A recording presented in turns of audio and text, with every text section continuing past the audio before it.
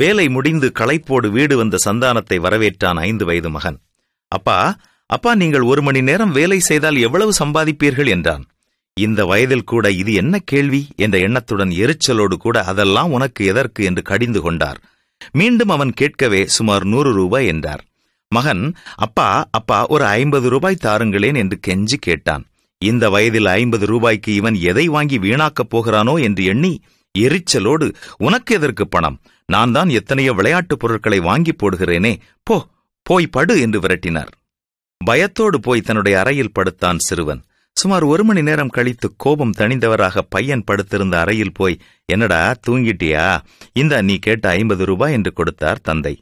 உற்சாகத்தோடு எழுந்து உட்கார்ந்து தன்னுடைய தலையணைக்கு கீழ் மறைத்து வைத்திருந்த கசங்கிப்போன ரூபாய் நோட்டுகளை சேர்த்து எடுத்து எண்ணி 100 ரூபாயாக தன்னுடைய அப்பாவிடம் கொடுத்து, அப்பா அப்பா, நாளை மாலை 1 மணி நேரம் முன்னதாகவே வீட்டிற்கு வாருங்கள், என்னோடு சேர்ந்து இரவு சாப்பிடுங்கள் என்றான் மகிழ்ச்சியாக.